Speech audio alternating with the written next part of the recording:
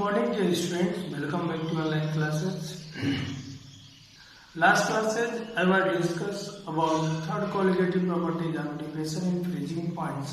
Now I will discuss about last colligative property osmotic pressure. Understood? Firstly, I know that what means osmotic pressure or what means like osmosis. Means कहने का कि सबसे पहली चीज हम लोग जानेंगे कि ऑस्मोसिस क्या होता है। ऑस्मोसिस के बाद ऑस्मोटिक प्रेशर जानेंगे। क्लियर? जैसे कि आप लोग ऑस्मोसिस जो बायो वाले बच्चे वो तो जान रहे हैं ऑस्मोसिस क्या होता है। बायो बड़े होंगे कि जब हायर कंसंट्रेशन के सॉल्यूशन लोअर कंसंट्रेशन की तरफ मूव करता है स्पॉन्टेनियसली विथ हेल्प ऑफ क्या semi permeable membrane, it means SPM is known as क्या ऑस्मोसिस। क्लियर? मैं भी यहाँ इसका डिफिनेशन बोल दे रहा हूँ, आप लोग लिख लीजिए।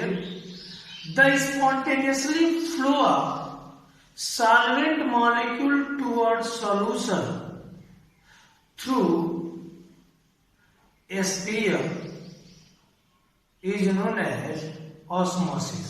Yeah, this process is known as osmosis. Clear?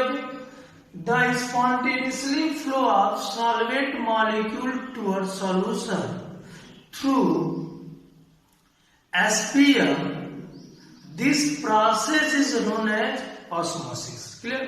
Means कर रहे हैं कि स्पॉन्टेनियसली अगर मान लो सपोज है कि एक कंटेनर है, इसके बीच में मैंने एसपीएम लगा दिया और इधर एक क्या है सॉल्यूशन है और इधर क्या है सॉल्वेंट के पार्टिकल्स है। किसके पार्टिकल्स है? सॉल्वेंट के पार्टिकल्स। तो अगर इस सॉल्वेंट के पार्टिकल्स इस एसपीएम के थ्रू हमारा स्पॉन्टेनियसली मूव करने लगते हैं किधर इस सॉल्यूशन के तरफ। क्लियर? मींस सॉल्वेंट पार्टिकल्स का एसपीएम के थ्रू स्पॉन्टेनियसली मूव करना ही क्या कहलाता है? ऑस्मोसिस कहलाता है। क्लियर? या दूसरे वर्ड में कह सकते हो कि हायर कंसंट्रेशन से लोअर कंसंट्रेशन की तरफ अगर कोई पार्टिकल्स मूव कर रहा है, क्लियर, तो वो क्या कहलाता है? प्रोसेस ऑस्मोसिस कहलाता है। क्लियर? समझ में आ गया होगा। मीन्स कहने का कि जब हम लोग क्या करते हैं स्पॉन्टेनियसली, क्योंकि ये जो सॉल्वेंट का पार्टिकल्स हमारा इधर मूव कर रहे हैं, इसमें नेचर किसकी प्रॉपर्टी है? एसपीएम। क्लियर? ऑस्मोसिस जानने के जस्ट बाद हम लोग जानेंगे एसपीएम क्या होता है। What is by SPM? तो सबसे पहली चीज है कि जानोगे कि स्टैंडर्ड फॉर्म ऑफ एसपीएम तो होता है सेमी परमिएबल मेम्ब्रेन। मीन्स अगर आपसे कोई पूछे कि व्हाट इज बाय एसपीएम या स्टैंडर्ड फॉर्म ऑफ एसपीएम, तो standard form of SPM is semi permeable membrane. Clear? समझ में आ गया होगा। अब पूछ दे रहे what is by SPM. SPM का डिफिनेशन कहोगे a membrane only allow going to solvent molecule through on but not allow solute particles is known as SPM. Clear? It means एक ऐसा मेम्ब्रेन है, SPM एक ऐसा मेम्ब्रेन है कि जो केवल सॉल्वेंट पार्टिकल्स को जाना अपने में से अलाउ करता है बट सॉल्यूट पार्टिकल्स को जाना अलाउ नहीं करता है, तो उसको हम लोग क्या कहते हैं? एसपीएम कहते हैं, सेमी परमिएबल्स मेम्ब्रेन कहते हैं। क्लियर? एग्जाम्पल अगर पूछ दिया जाए सेमी परमिएबल्स मेम्ब्रेन का, तो सेलोफेन कई बार एग्जाम में आ चुका है। Cellophane is examples of semi permeables membrane. Cytoplast भी एक तरह का क्या है? एब्स्ट्रैक्ट हमारा क्या है? सेमी परमिएबल्स मेम्ब्रेन है। क्लियर? आई मीन हमें लग रहा है कि आप लोग को ऑस्मोसिस भी समझ में आ गया होगा और एसपीएम भी समझ में आ गया होगा कि एसपीएम क्या है और ऑस्मोसिस क्या है। क्लियर? अब इस एसपीएम और ऑस्मोसिस समझने के बाद हमारा आता है next topic osmotic pressure. Osmotic pressure. Clear? Means एक ऐसा प्रेशर जो ऑस्मोसिस को स्टॉप कर दे। ध्यान दीजिए, एक ऐसा प्रेशर जो ऑस्मोसिस को क्या कर दे? स्टॉप कर दे, उस प्रेशर को आप क्या कहते हो? ऑस्मोटिक प्रेशर का। क्लियर? मीन्स अगर इसको डिफाइन करोगे तो लिख दोगे कि when a pressure applied towards solution then stop the spontaneously flow of solvent molecule towards solution through SPM is known as osmotic pressure. Clear? दूसरे वर्ड में कह सकते हो एक ऐसा प्रेशर जो सॉल्यूशन की तरफ से अप्लाइड कर रहे हो कि जो सॉल्वेंट पार्टिकल्स को अपने तरफ आना अलाउ न करे, स्टॉप कर दे, रोक दे, तो उस प्रेशर को हम लोग क्या कहते हैं? ऑस्मोटिक प्रेशर कहते हैं। क्लियर? और बीच में हमारा क्या है? एसपीएम। ध्यान दीजिएगा कि अगर यहां से मान लो सॉल्यूशन है, ये हमारा सॉल्वेंट के पार्टिकल्स इधर जा रहे हैं, अब मैंने इधर से ऑस्मोटिक प्रेशर लगा दिया। क्या लगा दिया? ऑस्मोटिक प्रेशर लगा दिया। जब ऑस्मोटिक प्रेशर लगा देंगे तो ये सॉल्वेंट के पार्टिकल जो स्पॉन्टेनियसली इधर आते थे यहीं पे क्या हो जाएंगे? स्टॉप हो जाएंगे। जब यहीं पे स्टॉप हो जाएंगे तो जो प्रेशर लगाकर मैंने सॉल्वेंट पार्टिकल्स को एसपीएम के थ्रू लोअर कंसंट्रेशन की तरफ जाने से अगर रोक देता है तो वो हमारा क्या कहलाता है? क्या कहलाता है? बता दो, क्या कहलाता है? ऑस्मोटिक प्रेशर कहलाता है। क्या कहलाता है? ऑस्मोटिक प्रेशर कहलाता है। क्लियर? समझ में आ गया होगा क्या कहलाता है? ऑस्मोटिक प्रेशर कहलाता है। समझ में आया सबको? मुझे लग रहा है क्लियरली समझ में आ गया होगा। अभी हम लोग ऑस्मोसिस प्रेशर पढ़े हैं कि ऑस्मोटिक प्रेशर होता क्या है। मैंने बताया था कि जब कोई सॉल्यूशन की तरफ से एक ऐसा प्रेशर अप्लाइड करते हो जिस प्रेशर पे ऑस्मोसिस फिनोमेना स्टॉप हो जाए तो उस प्रेशर को क्या कहते हो? ऑस्मोटिक प्रेशर कहते हो। ऑस्मोटिक प्रेशर को हाइड्रोस्टैटिक प्रेशर भी कह सकते हो। क्लियर? तो ऐसे कह सकते हो osmotic pressure is equal to hydrostatic pressure. It means osmotic pressure, definition लिख लेना बेटा, बोला हूं अभी, is equal to hydrostatic pressure. Hydrostatics pressure. अब जानते हो कि ऑस्मोटिक प्रेशर को हम लोग पाई से रिप्रेजेंट करते हैं। क्लियर? डिफिनेशन लिखने के जस्ट बाद लिख लेना, it is represented by pi.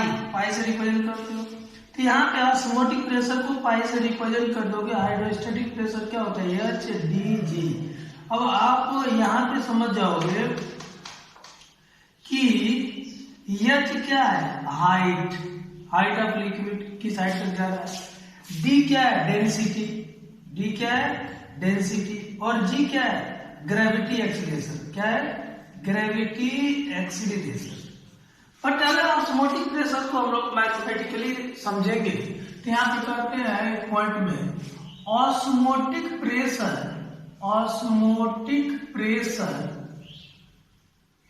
Is directly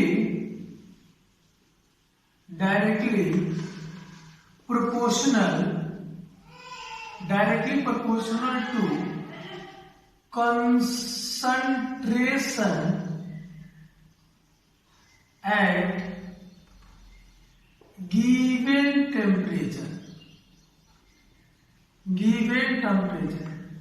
osmotic pressure को आप पाई से रिप्रेजेंट करते हो, directly proportional to concentration at given temperature. Now ये जब प्रोपोर्शनल कांस्टेंट हटाओगे तो पाई इज इक्वल टू क्या आ जाएगा? CRT। क्या आ जाएगा? पाई इज इक्वल टू क्या आ गया? CRT। आप जानते हो कि यहाँ पे R क्या है? गैस कांस्टेंट है। R क्या है? Gas constant. जिसकी वैल्यू आप कहते हो कि कैपिटल जो R की वैल्यू होती है 8.31 जूल पर केल्विन पर मोल होता है। जूल पर केल्विन पर मोल। लेकिन अगर यही चीजें हम लोग लीटर में लेते हैं तो R की वैल्यू हो जाती है 0.0821 लीटर ATM पर केल्विन पर मोल। क्लियर? मीन्स R की वैल्यू कांस्टेंट होती है, बट R का जब यूनिट चेंज होगा तो उसकी वैल्यू भी वैरी करेगी।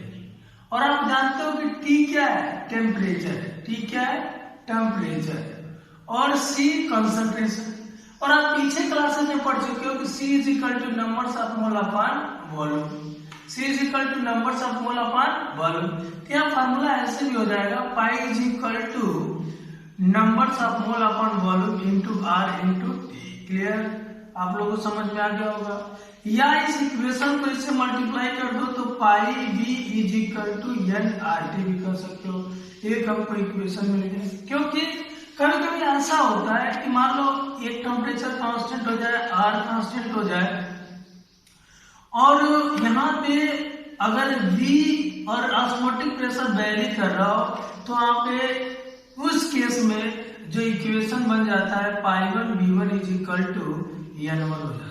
क्या बन जाता है? पाई 1 V1, या नंबर्स ऑफ मोल भी सेम हो जाए तो क्या हो जाता है? Pi 2 V2 is equal to constant numbers of mole. इस तरह का इक्वेशन बन जाता है। क्लियरली आई मीन हमें लग रहा है कि ऑस्मोटिक प्रेशर, ऑस्मोसिस, SPM आप लोगों को क्लियरली समझ में आ गया होगा।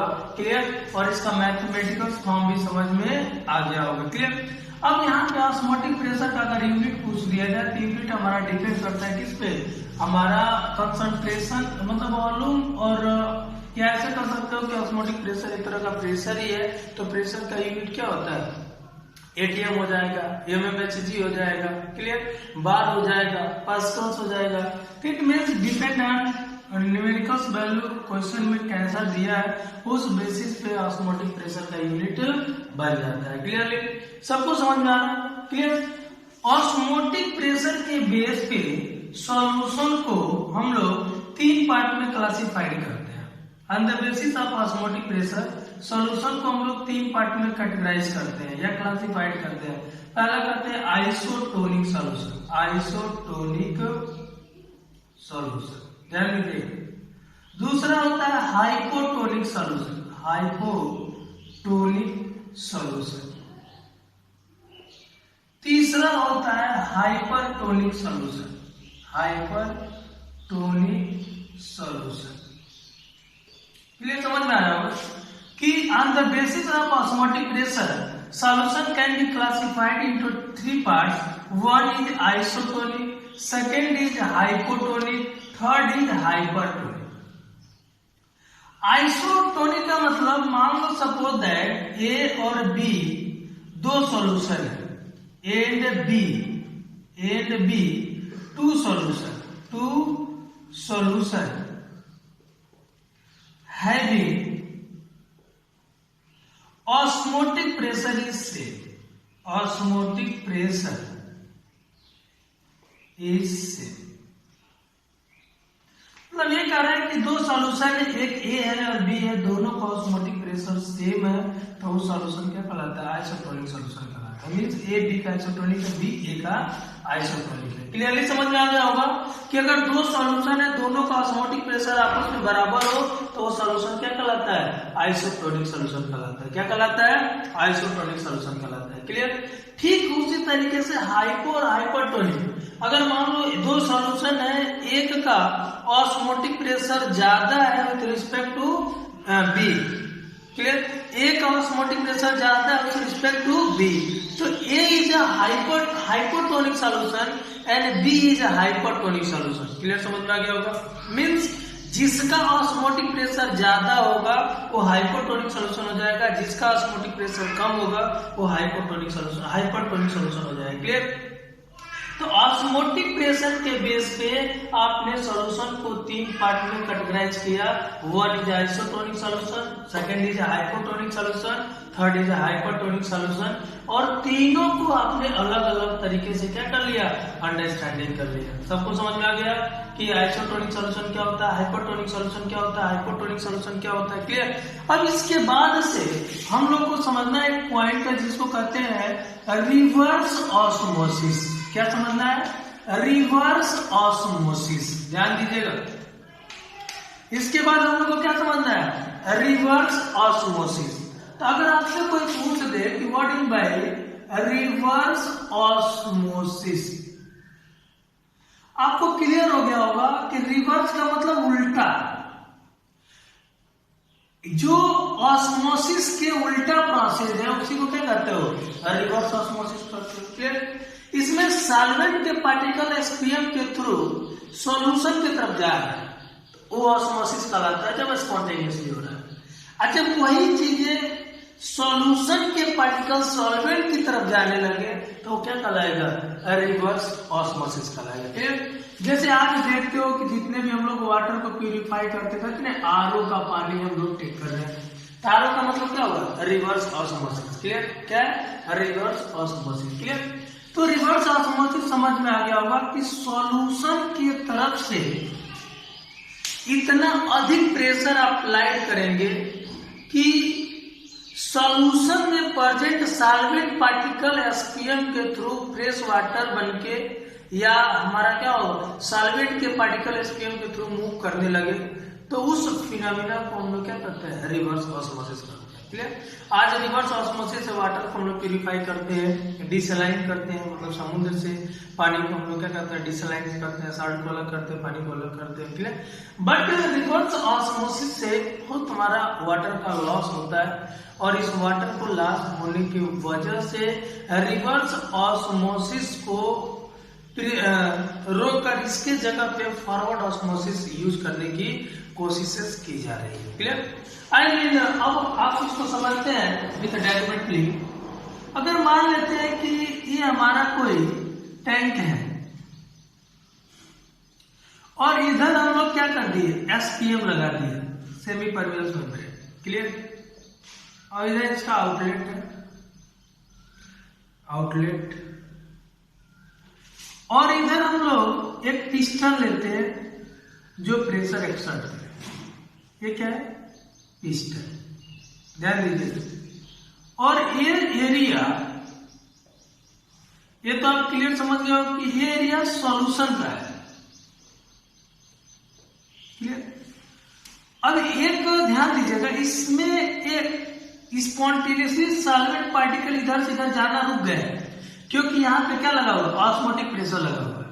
तो अगर P external is greater than osmotic pressure, अगर यहाँ पे P एक्सटर्नल इस ऑस्मोटिक प्रेशर से ज्यादा हो जाए तो इस सॉल्यूशन का, या इसको साल्ट वाटर भी कह सकते हो, साल्ट वाटर। क्लियर? तो इसके जो सॉल्वेंट जब P एक्सटर्नल ज्यादा हो जाए तो ये जो साल्ट के जो सॉल्वेंट पार्टिकल्स हैं वो स्पॉन्टेनियसली अब किधर आने लगते हैं? एसपीएम के थ्रू इधर फ्रेश वाटर बन के आने लगते हैं। कैसे बन के आने लगते हैं? फ्रेश वाटर बन के आने लगते हैं। क्लियर? और इस फिनोमिना को हम लोग क्या नाम देते हैं? Reverse osmosis. क्लियर? और इसमें जो इम्प्योरिटीज प्रेजेंट है वो इधर कंटेन हो जाएगा और फ्रेश वाटर हमारा इधर आकर आउटलेट हो जाएगा। इस फिनोमिना को हम लोग क्या करते हैं? रिवर्स ऑस्मोसिस करते हैं। क्लियर? आज देख रहे हो कि इस फिनोमिना का एप्लीकेशन हम लोग क्या करते हैं? वाटर को प्यूरिफाई करने में यूज करते हैं, और डिसलाइनेशन ऑफ साल्ट वाटर करते हैं। क्लियर? तो हमारा रिवर्स ऑस्मोसिस क्या स्टडी हम लोग यहाँ पे जान लिए। क्लियर? आई मीन आप लोग को समझ में आ गया होगा बॉडी में रिवर्स ऑस्मोसिस क्या है। क्लियर? अब इसके बाद से रिवर्स ऑस्मोसिस के बाद हम लोग कॉलिगेटिव प्रॉपर्टीज को समझ लिए। इसके बाद हम लोग जानेंगे कि एबनॉर्मल मोलर मास क्या होता है।